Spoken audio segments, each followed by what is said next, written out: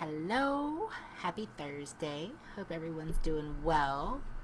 Thanks for tuning in. I have had a lot of people message me today about this topic, hormones. I am live on, I decided just to do TikTok and Facebook tonight, and I will post the YouTube up after the recording. So don't worry, in case you missed this live, it will be recorded. So, if you have a question, the chat is open. Again, I moderate this by myself, so if I miss it, I'm sorry. But I will definitely answer it in the comment section post video live. Okay. All right. So I'm Dr. Cindy Ross, and tonight we're going to dive into something that truly changes lives. Hormones, right? Everybody needs them. Everybody, it seems like they don't realize that they're deficient in them, especially as we age.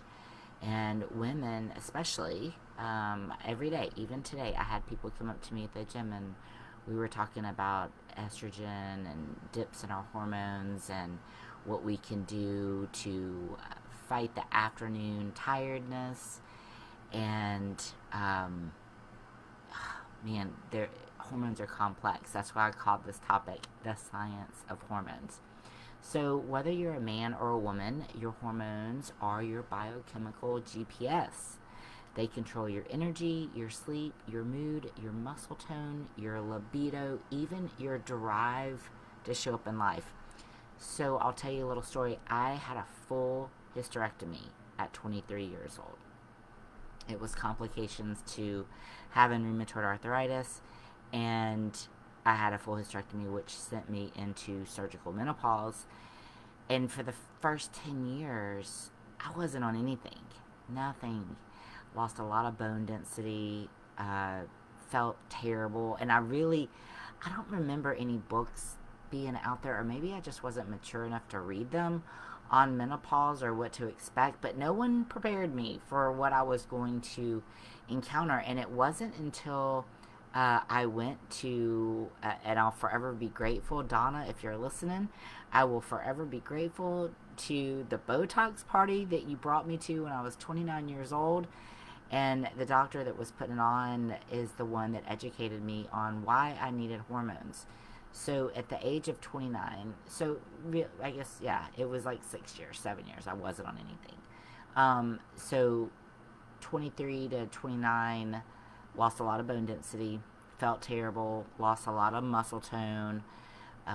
Again, faced these things in my 20s, and you do not want dips in your sex drive when you're first married in your 20s. And so I started on hormone replacement at 29, and it has been a game changer in my life. And there have been times that I've gone off of it to see if it actually made a difference, and it makes a huge difference in my life. Not just for the muscle tone, for the energy, for the sex drive, but I'm in it for the bone density and the longevity of life, right? Because that's what we're all here for, to make sure that we have a good quality of life. So that is why I decided to dip off into hormones. And I research from the time I wake up until the time I go to bed. And just recently, I started picking up pretty much anything that I can get my hands on as far as menopause books, because I'm 40. I turned 48 on Monday. And yeah, if you want to buy me anything, like I love Audible books. Just kidding. I do not need anything. Just your love and support, and thank you. So literally, I've been picking up anything and everything I can get my hands on as far as menopause books. And I finally feel like I'm mature enough at the age that I can really understand it and also be relatable to other women and men as we age, what to expect and how to counterbalance it, right? And I'm actually writing a book called Menopausal Muscle that I hope to have out by the end of the year. So we will see how things go with that. Okay, so one hormone that doesn't get the attention that it deserves for both sexes is testosterone.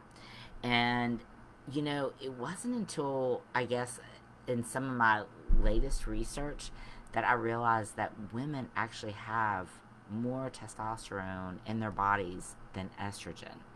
And so it's one of those things that I think it gets dismissed when you go to the doctor. They just say, well, it's your age. This is what to expect. And you're dismissed for probably many years. And you ask your doctor for to check your hormones, and you go in and they just say, oh, well, we're not going to check your hormones. You're not old enough yet, or whatever. Yes, you are. Perimenopause, it can start as early as in your 30s, mid 30s. And again, if you have any type of PCOS or any type of hormone imbalance, throughout your 20s, you might actually go into perimenopause earlier than later. So really pressure your doctor to check your hormones. And if they won't check them, you need to find a functional medicine, regenerative medicine doctor to check your hormones. Because, again, the only way to manage is to measure. And that is the only way to see exactly what's going on. So you've heard me say it before, you cannot manage what you're not measuring. So tonight we're going to talk about, number one, why hormone balance matters for everyone, male and female. Number two, the truth about testosterone for men and women. 3, what labs to run and how to interpret them. 4, natural ways to optimize your hormones. And of course, I'll take your questions at the end. All right. So I like to relate this to your body is like an orchestra. Estrogen, progesterone, testosterone, cortisol, thyroid, DHEA, insulin. They all have to play in tune. It's all the pieces of the pie, right? When one instrument goes off key, the entire song sounds off. And that's why you might feel off even though your labs are showing normal. I even had I had a consult earlier today, and he was asking me about, hey, my doctor keeps telling me that everything is normal, but I just know something's off. And that is probably what you feel. Again, the conventional labs are very wide, and they're comparing you to other people that are your age that are sick. So therefore, you're probably falling somewhere in the middle, and even though you're symptomatic, the nurse calls you and says, hey, everything looks good, we'll see you again in a year. That doesn't work. So optimally is what we're shooting for, where you feel your best at. Stress, poor sleep, nutrient depletion, alcohol, toxins, aging, they all throw that off balance. They all throw your hormones off balance. And what I see a lot of is insulin resistance and a low HDL.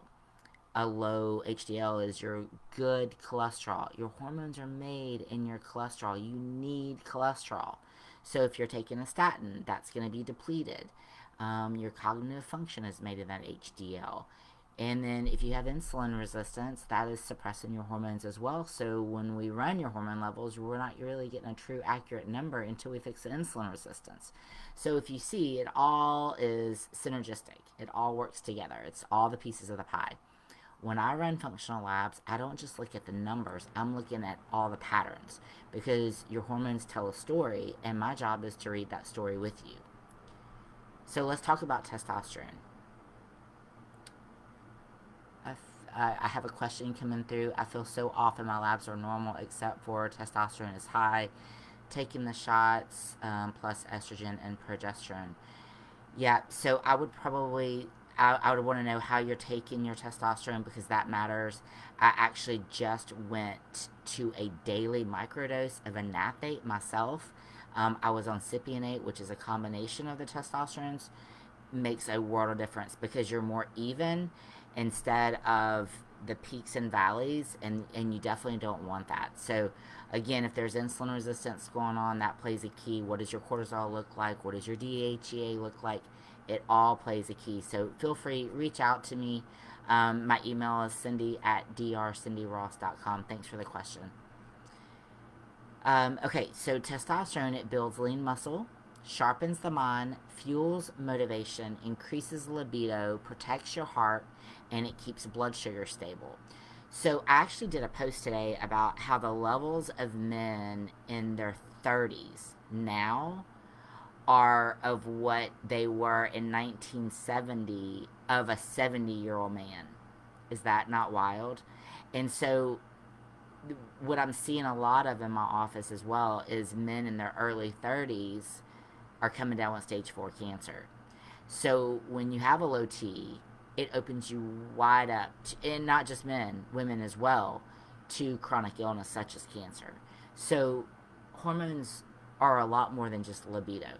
Yes, the sex is amazing with them, but it's a lot more than just sex, okay? I mean, we're talking quality of life, we're talking ailments, chronic illness, and keeping cancer at bay. So low T means that you're going to hold more body fat, less muscle, low sex drive, irritability, and even depression. You can lift, you can eat right, and you can still feel stuck because your chemistry isn't on your side. I have women banging their head against the wall when they come to see me, frustrated out of their gore because they feel like they are eating pretty much lettuce and water and working out like there's no tomorrow, and they're not budging, and it's because they have insulin resistance. And until you fix that, you're not going to fix the hormone imbalance. So for women do need testosterone as well, okay? We need it. It gives women energy, drive, strength, focus, confidence, and passion. Low testosterone in women can show up as muscle loss, low libido, fatigue, poor recovery, even anxiety, or feeling emotionally flat. If you feel like that, I'm telling you, you have to get your hormone levels checked. I cannot tell you how many women have told me, Dr. Cindy, I just don't feel like me anymore. And there's a huge shift mid-30s to that 50 age range, okay? Huge shift. Everything that worked for them and they could eat whatever they wanted isn't working anymore, and they're holding on to more belly fat. Their energy levels have just dipped off, and they could care less about sex. And I've kind of had an epiphany lately about this. Think about the times, and I'm not going to go off because I could do a whole video just on this one topic because I have a lot of thoughts on this. But women, we have to own this, okay? And hear me out on this. Your husband's marry you and you're at a certain weight, and I get that, and we have this passion and sex drive. Well, we hit menopause, and we're not really owning to what these symptoms are, right? And we're not doing what we need to fix it. And therefore, we're not interested, and we're holding extra weight, which makes us more insecure, and we don't want to be touched, and we're pushing our spouses and our loved ones away without even realizing it. And we have to fix that, not just for ourselves, but because we have a partner in this life, we need to fix it for them. And anytime that, you see any discrepancy in marriages, usually it's around the age of perimenopause or menopause. And look, we all are looking for affection, right? I mean, I'm not a therapist here, but I can tell you that I've lived it and I understand it, and I've had it in my own marriage where I probably have pushed Jason away, not even realizing, because I wasn't comfortable in my own skin, and I had come off of the hormones and I'd put on extra weight, my joints hurt, everything was just off. I just felt off, right? And I could care less. There was years that went by that I really didn't care about sex. And again, it's not fair to our partner. So we got to be true to ourselves, and we got to fix ourselves. And I always say, if you work on yourself, everything else falls into place.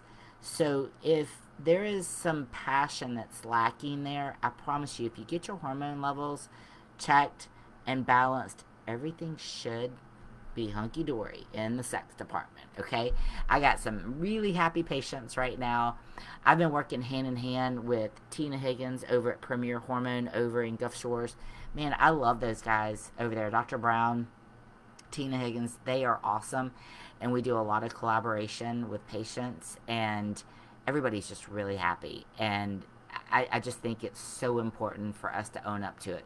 But I'm going to include that in my book. I have a lot of opinions to say about that, only because I've lived it. And it just came to me. I was driving down the road one day, and I think I was listening to maybe Dr. Stacy Sims on menopause and hormones, and I was like, oh, that's exactly what it is. It's menopause. We don't feel great about ourselves. We don't want to have sex.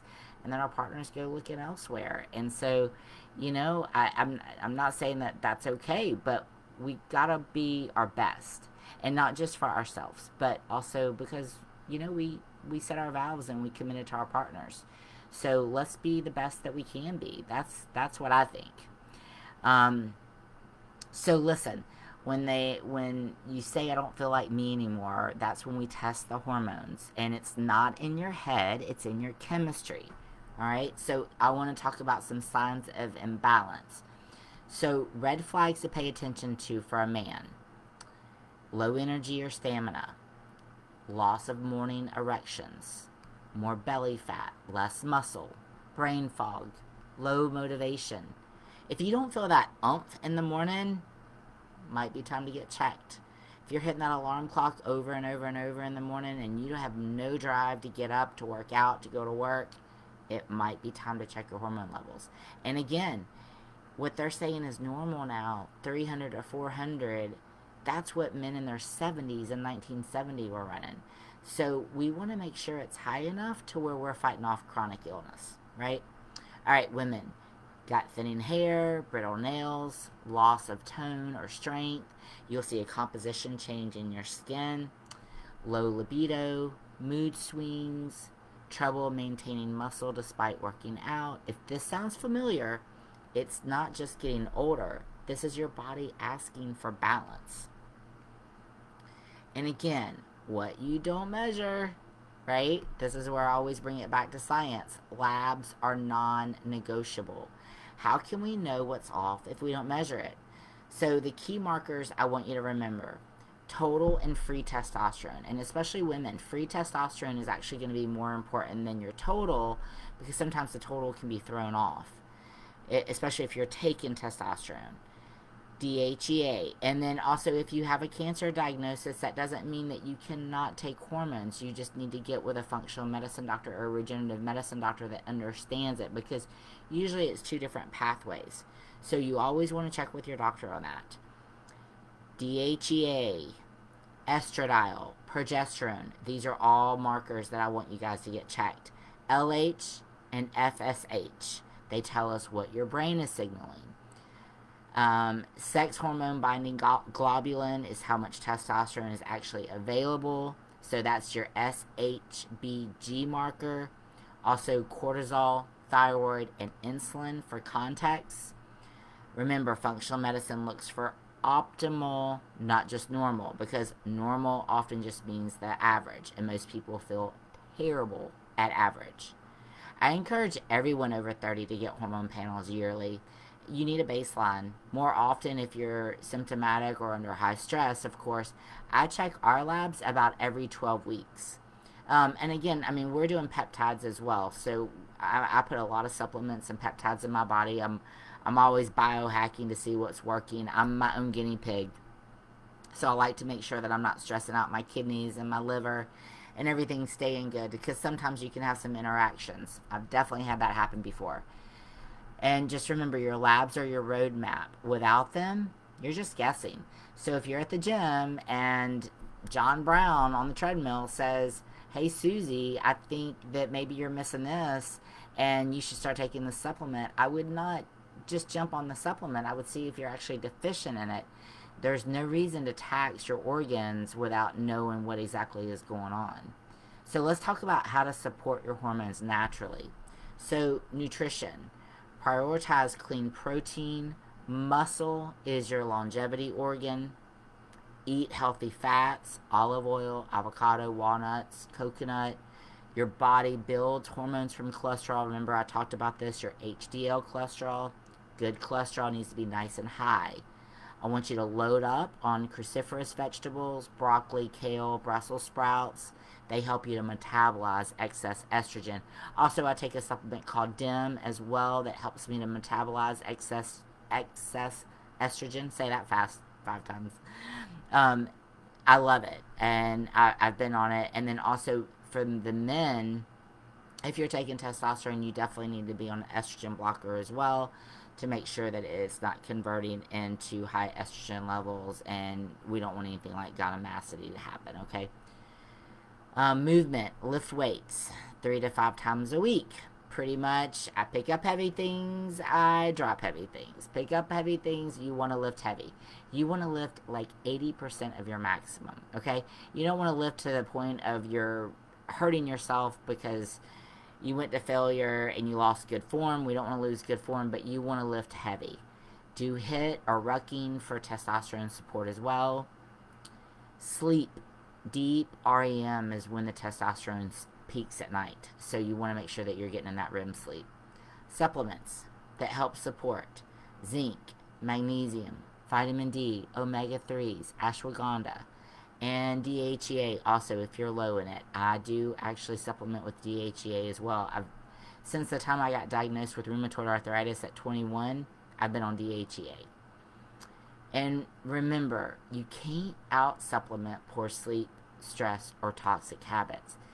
These are all enhancements, just like the peptides, they're enhancements. You got to do the lifestyle changes for any of this to work. Don't even waste your money if you're not willing to make the lifestyle changes. You got to do it all. It's all the pieces of the pie. If lifestyle isn't enough, we can use advanced tools like peptides, right? So CJC and the ipamorelin blend is great. Kisspeptin and tesamorelin all support natural hormone release. They all work on your growth hormone. And then bioidentical therapy for men and women. There's options like pellets, topicals, or injections. I personally do injections. Again, I do daily testosterone. I do anathate, microdosing, small amounts. And I know Tina will, if you go see Tina over at Premier Hormone, she'll do a consult with you and just see what works the best for you. She loves pellets as well. And it's not about pushing levels high. Remember that. It's about bringing your hormones back into harmony so you feel your best. There is no reason. All these menopause books that I've been reading, they all talk about how we are pretty much actively dying once we hit menopause for the last 3 decades of our life. No, we should be wanting to have sex. We should have energy. We should have passion in life. There is no reason that we should be actively dying. And for men as well, there is no reason that you should be holding on to a midsection, having male boobs, having low energy, low sex drive. None of that has to happen. You can fight against that. It doesn't have to go with your age. You can be on the better side of that. It's just like genetics load the gun, lifestyle pulls the trigger. Okay, so let's not forget your mindset. Chronic stress and high cortisol, they steal from your testosterone. Your body diverts hormone precursors to make stress hormones instead. Meditation, sauna, prayer, breath work, time in nature, they are not luxuries, they're hormone therapy. And when your stress goes down, your testosterone goes up. Your body is amazing. It wants to heal. You just have to give it space. So this is what I want you to take away tonight. Your hormones are not optional. If you want to age strong, think clearly, love deeply, and live vibrantly. And remember, not just all that, but have independence, right? We don't want to have to depend on people as we age. We want to be able to live vibrantly and independently. You have to measure, manage, and maintain your labs, okay? No option. Whether you're 30 or 70, it's never too late to reclaim your edge. All right, so you got 1 quarter left in the year. So this is the year to get balanced. Just think about if we're sitting here next year, our hormones are in balance, our bodies are stronger, and we have unstoppable energy. Think about what you can accomplish over the next year. It will be amazing. Okay, so I compiled a few questions that came in. Today. I'm also looking at questions over here. I get the craziest questions from men, and a lot of times they don't even have a profile picture, so it's comical. Can women really take testosterone safely? Yes. Physiological doses, it's about restoring and not overloading. Again, we're not overloading. We are just restoring your body back to what it used to be, optimally. Okay? We're just getting your body back to what it used to be, thriving. What if my doctor says my labs are normal, but I feel awful? Normal means average. You deserve optimal. Okay? Does stress lower testosterone? Absolutely. Chronic cortisol shuts down your body's signal to produce testosterone. Let's see. Do peptides replace testosterone therapy? No, not always at all. Remember, they're just enhancements. They can stimulate your own natural production. They help. And they also help with growth hormone. They're enhancements. If you're not willing to change your lifestyle, do not waste your money on peptides because they are expensive. How often should I retest my hormones? I would give it at least 3 months, but I would even push it to 6 months because it does take some time to adjust. And then once a year after that, once you're balanced, once a year. And just remember, life throws it off. So if you have a death in the family, or you're going through a divorce, or anything that causes a lot of trauma in your life, is absolutely going to throw your hormones off. So you need to get them checked if you've gone through anything traumatic. Does alcohol hurt testosterone? Yes. It raises estrogen and it blunts liver detox. Especially women, be careful, because wine, I've read so many studies about wine, and yes, it can be great for us, right, because of the antioxidants, the polyphenols, but you got to drink so much of it for the added bonus of that. It's not worth the estrogen increase, and the estrogen increase, as well as the targeted cancer surge that it could cause in the breast. Not worth it. Question number 7. Is hormone decline inevitable with age? Decline, yes. Dysfunction, no. We can slow and reverse the symptoms. What if I'm nervous about hormone therapy? Then I would start with lifestyle, nutrition, and peptides, and just go baby steps, step by step. Question number 9. Almost there. Can low testosterone cause depression? It's often connected. When testosterone rises, mood and motivation follow. And last question. What's the very first step? Get your labs done. You cannot manage what you're not measuring. Okay? Always, guys, thank you for tuning in tonight. I appreciate you being here on your Thursday evening. I did not mean to run over. I try to keep it under 30 minutes. And we are at 33 minutes right now. So if you want to reach out to me, and guys, with any of your crazy questions on TikTok, if you want to reach out to me, feel free to do so. Cindy at drcindyross.com. My website is lifewellnessforever.com. Always happy to answer any questions. And that's it. Hope you guys have a great night. I'll talk to you soon. Bye-bye.